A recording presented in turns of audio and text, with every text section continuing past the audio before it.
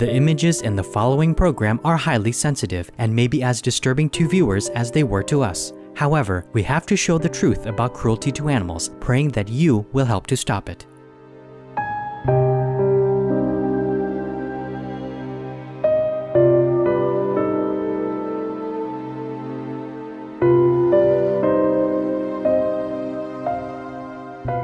These are animals that have extremely large brains and extremely high levels of intelligence and extremely high levels of social interaction amongst each other. So they're much closer to humans than most humans would realize. That whales and dolphins, there's been lots of research done, have been shown to be very self-aware, just as humans are very self-aware, just as great apes are very self-aware.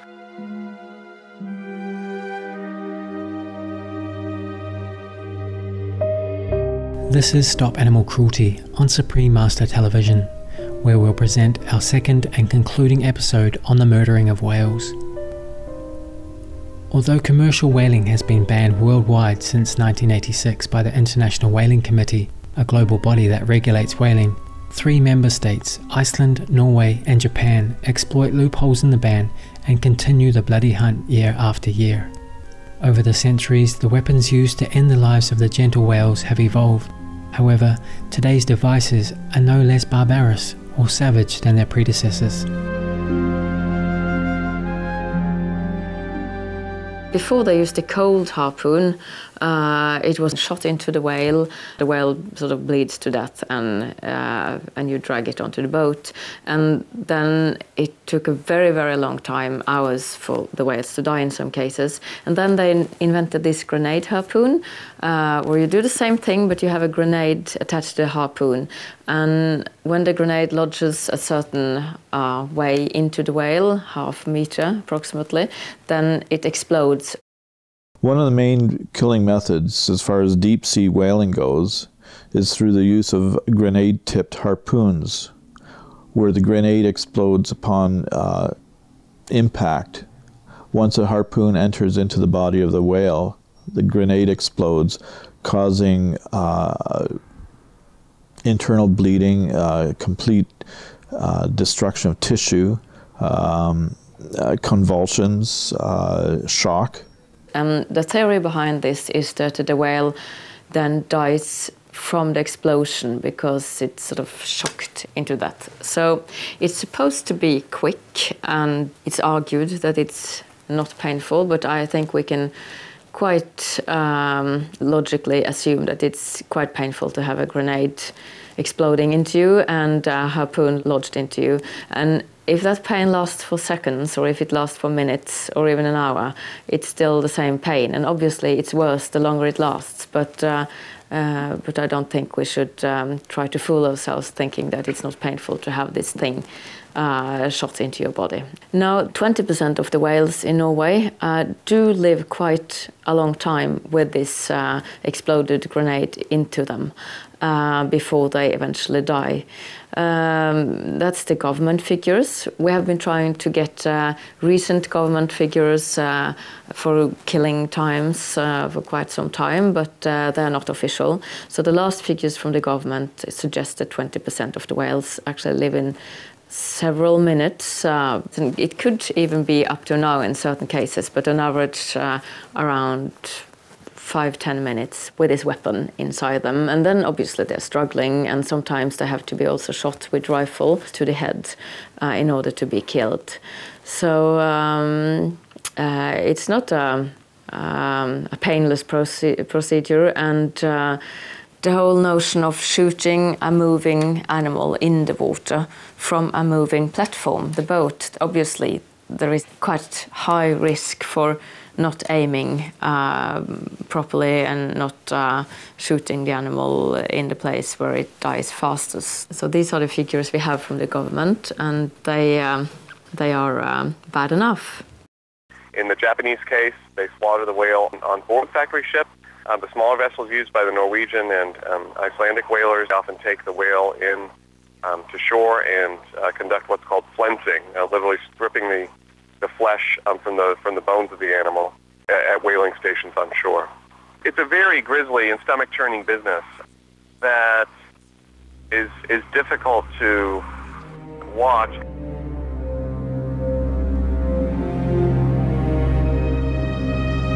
When a member is killed, what is the psychological effect on the other whales in the pod? Obviously, they do have social relations to one another, and they may have social relations that we do not know so much about, but we know that they travel alone or with a calf in this period where they are hunted. But then in other areas, they go together again. What we do know is that some of the hunted whales have their calves with them. And if a calf is shot from a mother or a mother is shot from a calf, then obviously that is both a great psychological stress, and also for the calf, if it loses its mother, its survival possibilities are much less. So that we know. We don't know in how many cases that happens, because that is also included in the statistics that the government do not want to give. So we don't know if it's a rare problem or a problem that occurs quite often. But we know that the risk is there. Whaling destroys biodiversity and pushes marine ecosystems seriously out of balance. The present numbers of some whale species, such as the Western Pacific grey, bowhead and narwhal, who each have less than 120 individuals left in the world, clearly demonstrates that whaling over the centuries has nearly driven them to extinction. In 2008, globally, more than 2,400 whales were slaughtered. Michael Alvarez-Toye, spokesperson for the Canada-based Calgary Animal Rights Coalition, explains the grave consequences of this loss. Over 2,400 whales were killed, 1,300 of them through the hands of the Japanese, another 1,052 with Norway, Iceland 79. These are big numbers. 679 whales were killed by the Japanese in what's supposed to be a sanctuary, a protected area for these whales. That's in the Antarctic. What is especially unsettling is that out of these 679 whales killed, 192 of them were pregnant females, which is roughly 63% of all the female whales killed. In actual fact, the numbers of whales killed were 679 plus a 192. What does this mean? It means that the whale hunt is taking place during a very critical period in the whale's life, and that's the gestation period. It means that double the numbers, as far as females go, are being killed. Because for every pregnant animal killed, that's 2 dead. When you consider that whales give birth every 2-3 years, the impact of annually having a large number of pregnant animals slaughtered, the impact on the environment, on the ecosystem, on the whale populations is quite dire. Because what happens, of course, given the slow population increase, removing said number of females from being able to populate means that you're in fact increasing the depletion of these populations exponentially. And that is something that is really completely unacceptable.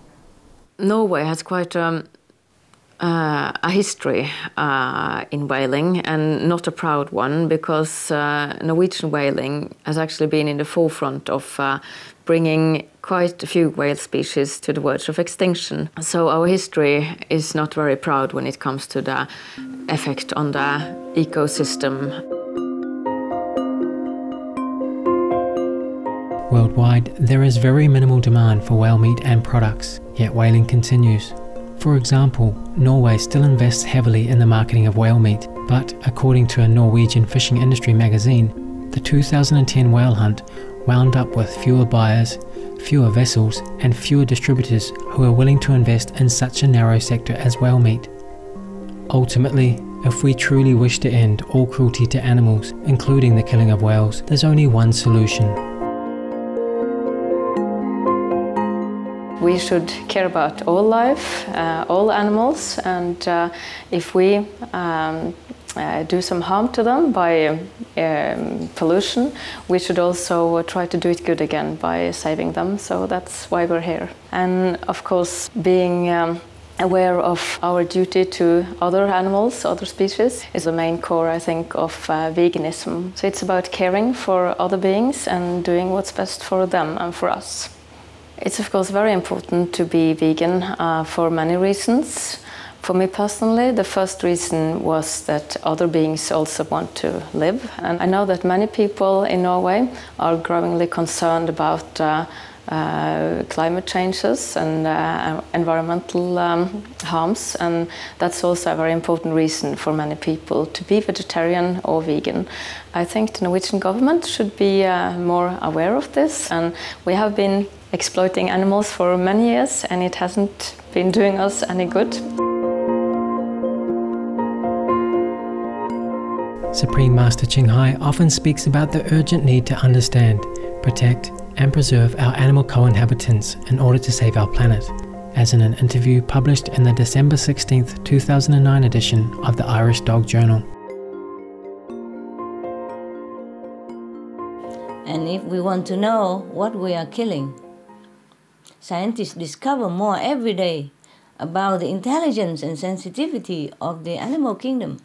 Whales, for example, are able to identify different fellow cetaceans, corals, through the ocean waters, similar to how we humans can identify, our friend's voice across a crowded room. Furthermore, they are very polite. They wait for their turn to speak. Believe this? Yet, these same lovely sentient beings are hunted down with explosive harpoons that cause a slow and torturously painful death.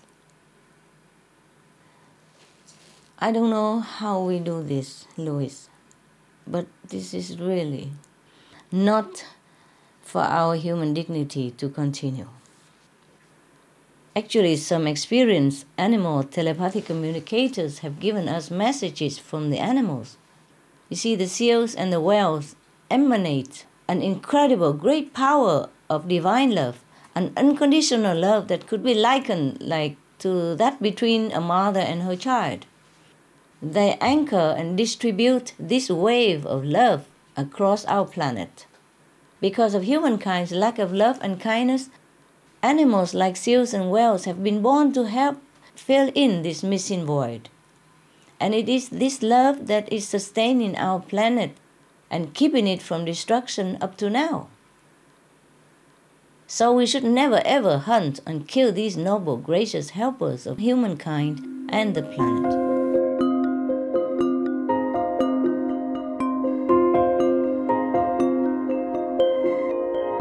May heaven bless Greenpeace USA, NOAA, the International Fund for Animal Welfare, the Calgary Animal Rights Coalition, and all other individuals and groups who strive every day to halt the murder of whales. May we soon live in a kind, harmonious world where all our precious animal co-inhabitants are eternally embraced with love. For more information about anti-whaling efforts, please visit the following websites: Greenpeace USA at www.greenpeace.org/USA, International Fund for Animals at www.ifaw.org,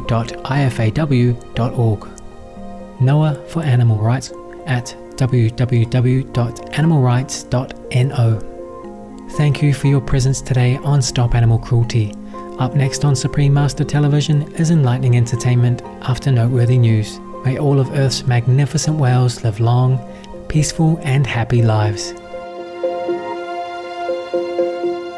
For more details, please visit www.suprememastertv.com/stop-animal-cruelty.